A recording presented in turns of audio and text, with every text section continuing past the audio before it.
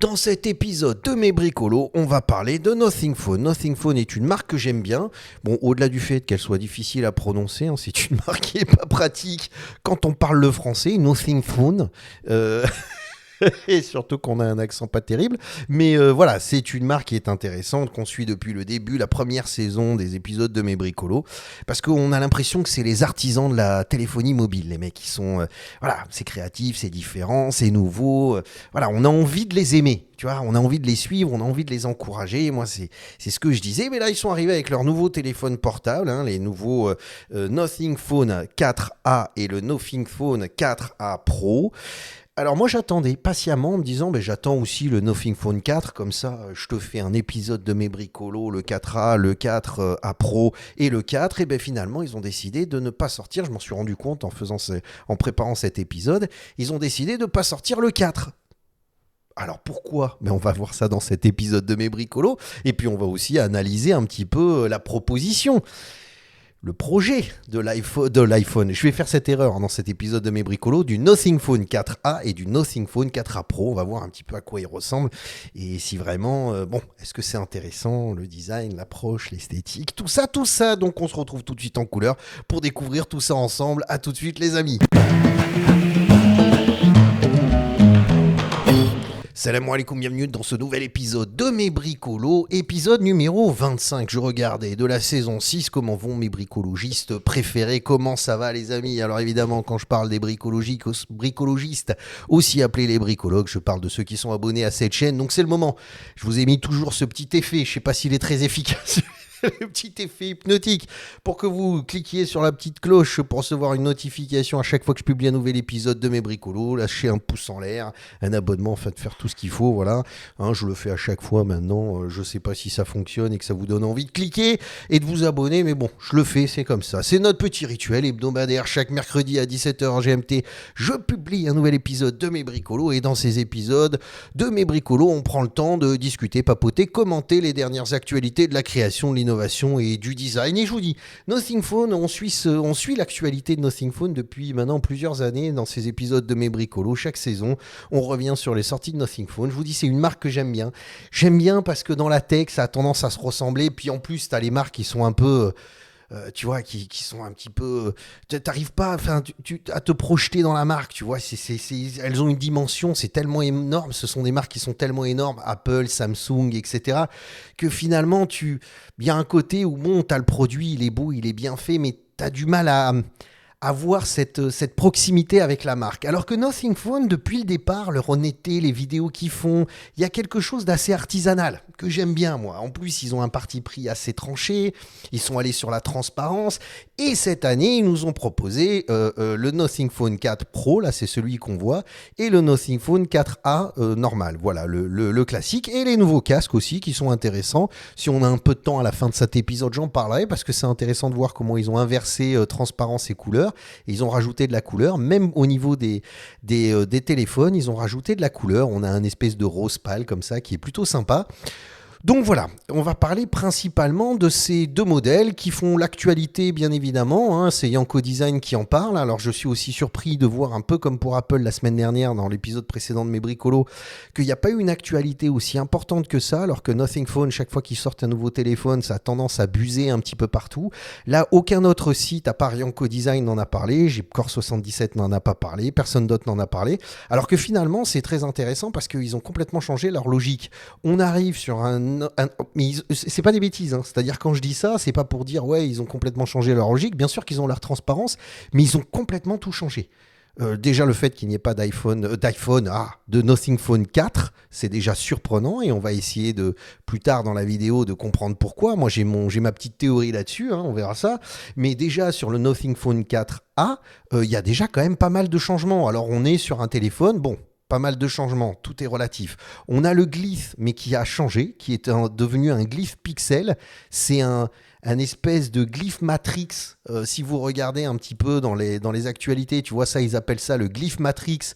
Et avant, dans l'ancien téléphone, qui n'est pas sur cette photo, on le verra plus tard, on avait le glyphe normal qui est cette espèce de bandeau lumineux qui mettait un petit peu partout sur le téléphone qui avait tendance à clignoter. Ils sont allés sur cette logique du glyphe Matrix où ils peuvent l'exploiter parce que c'est cette espèce de pixel qui ressemble un petit peu, si vous voulez, à leur interface qu'ils ont Android, hein, c'est l'OS et Android, mais ils ont retravaillé l'esthétique de l'interface et on a un peu cet effet pixel qu'ils ont repris avec le glyphe Matrix. Et quand vous regardez le 4A, il reprend le glyphe Matrix, mais simplement en linéaire. Alors, c'est un indicateur de batterie, de chargement. Quand le téléphone sonne, il a sa petite variation. Voilà, il y a pas mal d'éléments. Alors, le téléphone est plutôt bien réussi. On est sur des ingrédients qu'on connaît relativement, parce qu'il y a quand même quelques modifications de chez Nothing Phone, c'est-à-dire à savoir la transparence. On a une nouvelle couleur qui est plutôt sympa. Voilà, on a un produit qui est pour le coup plus lisible, plus intéressant que ce qu'on avait pu avoir l'année dernière parce qu'on était un petit peu surpris par le parti pris qui était fait. Si tant est que, bon, on avait quand même une lecture, je trouve que de toute leur gamme, hein, le 3A à l'époque, le 3A Pro et le 3A était le plus intéressant, à mon avis. C'était celui qui était le plus cohérent et qui correspondait à l'ADN de la marque. Et je pense qu'ils se sont dit, on va pas trop changer parce que c'est certainement le téléphone qu'ils ont le plus vendu. Donc ils sont restés assez proches du 3A en redessinant et en proposant le 4A, à part le glyphe qui est devenu une espèce d'hybride entre le glyphe traditionnel et le glyphe Matrix. Alors je vais vous montrer une image, comme ça vous comprendrez. Elle est là, voilà. Là on avait à droite, on avait le 3A et à gauche on avait le 3A Pro. Donc vous voyez le glyphe, c'est cette espèce de bandeau lumineux qui était autour. Alors on avait cette optique, espèce de plateau, un petit peu comme on l'a sur l'iPhone, mais là, sauf que là on avait un élément circulaire derrière qu'on retrouvait sur le 3A Pro. Et moi ce que je disais, c'est que sur le 3A Pro, autant le 3A je le trouvais assez cohérent, plutôt bien réussi avec ce travail de transparence, mais le 3A Pro, on avait noté là ces espèces d'optiques qui n'étaient absolument pas alignées. J'avais fait une vidéo là-dessus, je la mettrai à la fin de cet épisode, comme ça vous permettra de revenir et de voir un petit peu ce que j'en disais à l'époque, mais c'était très déstabilisant de travailler sur ces optiques qui étaient complètement désaxées, décentrées. Il y avait quelque chose de contre-intuitif qui me gênait énormément, et j'avais expliqué à l'époque qu'on avait l'impression qu'ils étaient plus en train d'essayer de faire des gimmicks en fait, c'est-à-dire d'essayer de sortir un petit peu en disant comment je peux arriver à sortir un téléphone qui va surprendre, alors je vais désaxer tout, je vais créer une asymétrie, sauf que ça rendait le téléphone très inconfortable et assez difficile à comprendre. Mais on avait une bonne cohérence de produit entre le 3A et le 3A Pro. Et donc là on se retrouve avec le 4A que je trouve d'ailleurs mieux réussi que le 3A. Je trouve que le 4A est mieux réussi. Il est plus abouti. Voilà. Et le glyphe Matrix ne me dérange pas. Et puis on arrive sur le 4A Pro. Et là, je comprends plus. C'est-à-dire que là, il y a vraiment une différence entre le 4A et le 4A Pro qui est énorme, mais énorme. Pourtant, on est sur une gamme où tu te dis que c'est une déclinaison, un peu ce qu'ils avaient proposé à l'époque.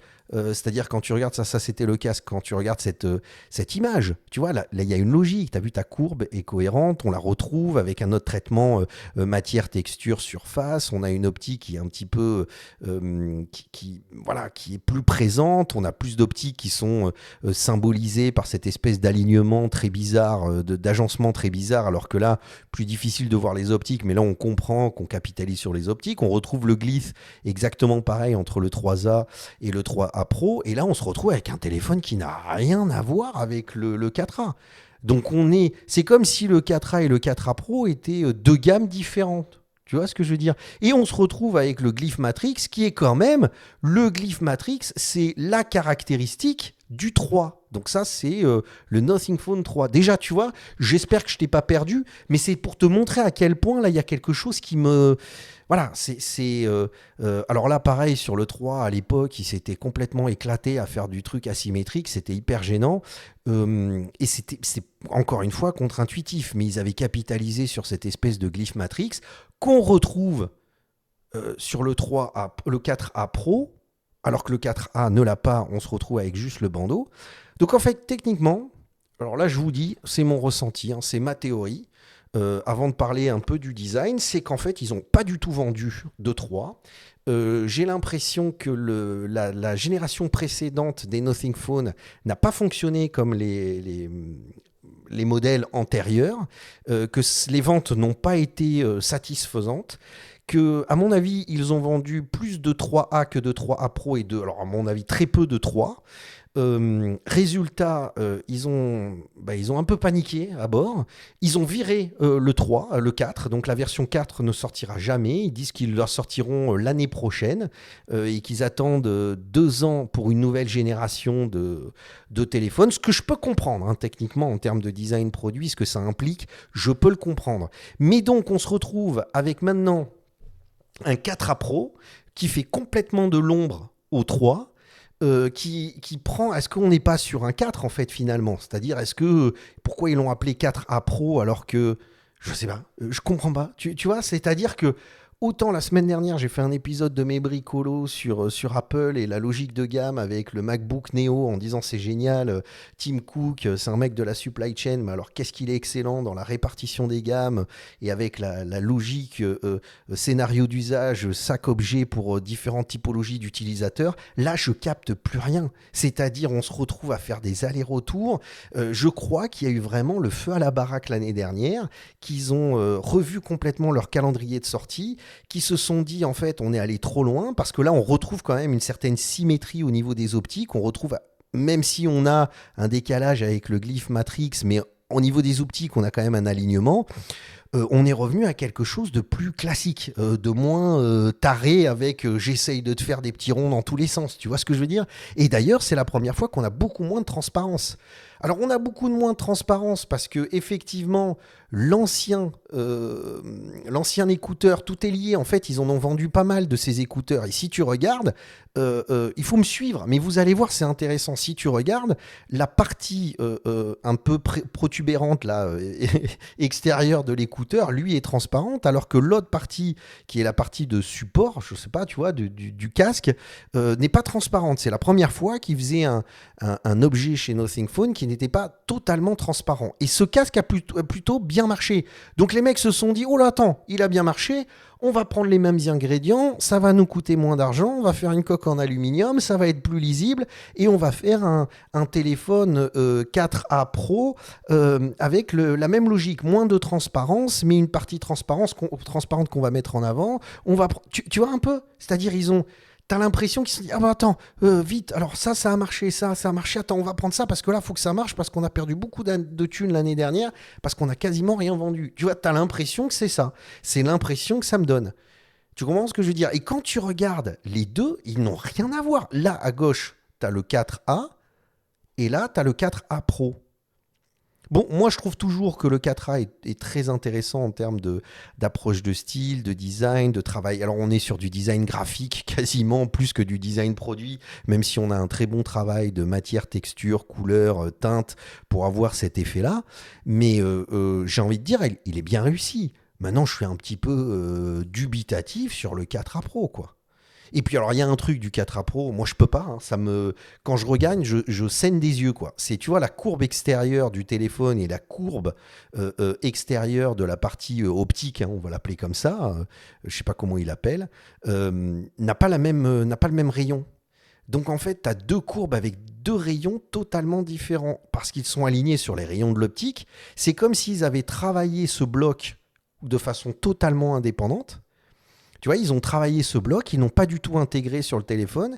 Et puis tout d'un coup, au bout d'un moment, il a fallu l'intégrer sur le téléphone. Mais bon, on ne pouvait pas faire un angle aussi ouvert sur le téléphone parce qu'il faut quand même placer des composants à l'intérieur du téléphone. Donc badaboum, on a resserré la courbe et tu te retrouves avec deux courbes qui ne sont pas alignées, quoi, qui ne se suivent pas.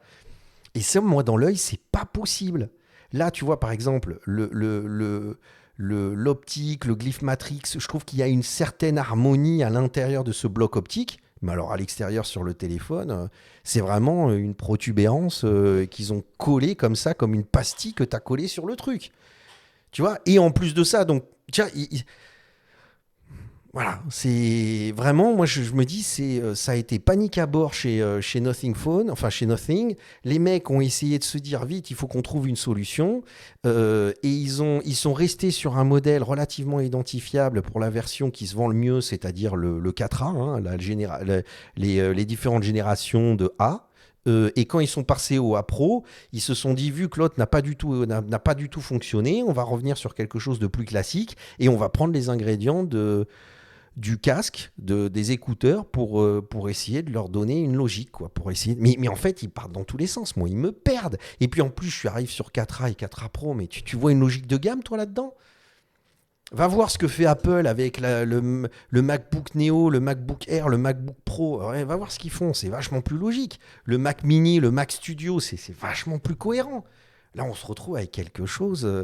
Tu m'as perdu, hein. Et j'aime vraiment cette marque parce qu'ils font leurs vidéos. Alors, c'est ce qu'on va regarder. Ils font leurs vidéos à chaque fois où ils parlent. Alors là, je vous conseille d'aller voir cette vidéo. On va pas se la regarder en entier, hein, bien évidemment, mais je vous conseille d'aller la voir. Elle fait 12 minutes. C'est les designers. Alors elle, c'est celle qui s'occupe de matière, texture et finition. Là, on a designer produit, designer... ben voilà, c'est l'équipe de design qui travaillent sur le produit et quand tu vois leurs croquis qu'ils mettent en avant, quand tu vois leurs dessins, quand tu vois un petit peu tout ce qu'ils montrent dans le travail de recherche, bah, tu te dis qu'effectivement, regarde, tu le vois là, ils n'ont pas dessiné le téléphone avec l'optique en fait, ils l'ont dessiné indépendamment, ils ont dessiné la partie optique individuellement et ils se sont retrouvés avec ce problème qu'il fallait bien au bout d'un moment le placer sur le téléphone. Alors si on regarde juste le début, tu vois le clébard là, qui est posé au milieu de la table. Alors, il s'amuse à faire croire que en fait, le clébard, là, c'est le directeur de design. Alors, t'as vu la tête du chien? Tu te dis, il comprend pas ce qui lui arrive. Mais en fait, c'est pareil. Cette marque, t'as l'impression que là, ils savent pas ce qui se passe. Tu vois, ils sont là, ils te regardent, ils disent, ah non, mais je sais pas. En fait, je comprends plus. Ça donne le même effet. Et après, tu te retrouves avec le directeur de design qui a repris la place du clébard, mais je suis désolé. C'est-à-dire son regard un petit peu en mode mais qu'est-ce que je fous là, moi? Pourquoi on me filme du clébard? C'est exactement l'impression que ça donne, quoi. T'as l'impression, et je vous conseille d'aller voir l'interview, enfin la discussion complète. Et encore une fois, je félicite Nothing Phone parce que c'est super de faire ce travail-là, c'est-à-dire de faire des vidéos dans lesquelles tu as les designers qui parlent. C'est une prise de risque qui est énorme. C'est comme dans un restaurant quand tu as une cuisine ouverte, quoi. C'est beau à voir, mais si à un moment donné, tu as un pot qui traîne, un truc un peu dégueulasse dans un coin, les clients, ils vont tout de suite pointer du doigt et commencer à dire ah ouais, mais t'as vu, gna gna gna gna gna. Donc c'est une prise de risque d'ouvrir la cuisine dans un restaurant. Et là, de faire une vidéo où tu as toute l'équipe de design, pardon, c'est pas le clébard, mais tu as toute l'équipe de design qui te parle du produit et tu sens que les mecs, ils t'en parlent vraiment. C'est-à-dire, ils essayent pas de raconter d'histoire, ils te parlent de leurs différentes étapes, de leurs réflexions et en fait t'as l'impression quand tu les écoutes qu'ils savent pas trop où ils vont, quoi. Les mecs ils sont là, enfin c'est pas qu'ils savent pas trop, mais c'est-à-dire ils se gargarisent avec un discours de design pour valider leur théorie, leur approche. Tu sais, c'est comme... je suis peut-être un petit peu... Mais j'aime beaucoup cette marque, c'est pour ça que je t'en veux pas, hein. En plus, on a à peu près la même barbe et la même coupe de cheveux, donc je t'en veux pas, toi qui es le directeur de design chez Nothing Phone, franchement, et bravo. Et moi, j'adorerais travailler sur un téléphone aussi, c'est pas du tout le souci, hein. Donc on discute, on papote, hein, mais bricolo, quoi, tu vois ce que je veux dire. Mais en attendant... t'as l'impression que, tu sais, c'est comme quand tu es étudiant en design et que t'es pas sûr de ce que t'as fait et tu commences à faire blabla. Alors oui, moi, mon projet, en fait, c'est un concept où j'ai pensé aux nuages qui traversent et donc c'est évident pour moi que... Et en fait, t'as un truc en maquette en mousse qui n'a absolument rien à voir. On est tous passés par là. Et t'as l'impression que c'est ça. Je veux dire, voilà. Alors, ils ont lancé aussi le casque qui est celui-là, que je trouve très intéressant. Ce qu'ils ont fait, c'est qu'ils ont interverti sur le Nothing 1, le Headphone 1, tu as juste la partie transparente qui est la partie protubérante, là, la partie qui voilà. Et sur le A, donc on revient avec une logique de A, on colle des A partout. C'est différent, c'est-à-dire ils ont inversé, mais en fait, on est exactement sur le même produit. Hein, c'est exactement le même produit. Alors, bien évidemment, à l'intérieur, il y a toute une technologie qui change, mais sinon, c'est le même produit. produit, mais on est sur un produit qui est plutôt sympa, avec des codes couleurs, on se risque à la couleur, c'est plutôt intéressant, et je pense que c'est un produit qui fonctionnera, qui va bien fonctionner, mais je reste encore très inquiet sur leur téléphone, hein. Je pense que le 4A risque bien se vendre, mais le 4A Pro, et pour moi, le fait qu'ils ne sortent pas de 4 est un aveu de faiblesse pour moi. C'est-à-dire, c'est à un moment donné, on réduit les budgets, on réduit les investissements parce qu'on n'a pas fait suffisamment d'argent, donc on modifie le calendrier des sorties pour pouvoir assurer un petit peu, quoi, tu vois. Voilà. Qu'est-ce que vous en pensez? Alors, moi, c'est le moment où il faut discuter. Là, on est en face d'une marque qui est quand même très intéressante, il y a beaucoup de choses à dire. Moi, je réagis à chaud parce que, et pas à saut, mais je réagis à chaud parce que c'est ce principe des épisodes de mes bricolos. Et voilà, donc j'aimerais bien avoir votre avis. Donc moi, je vais vous laisser avec des vidéos qui vont s'ouvrir à droite et à gauche, justement, de ce que je pouvais penser et les différentes vidéos, 2 vidéos en tout cas, où je parle de Nothing Phone. Et vous avez encore le temps de cliquer sur ma petite ganache pour vous abonner. Laissez-moi dans les commentaires ce que vous en pensez. On se retrouve la semaine prochaine pour un nouvel épisode de mes bricolos. Pslama à tous, bye!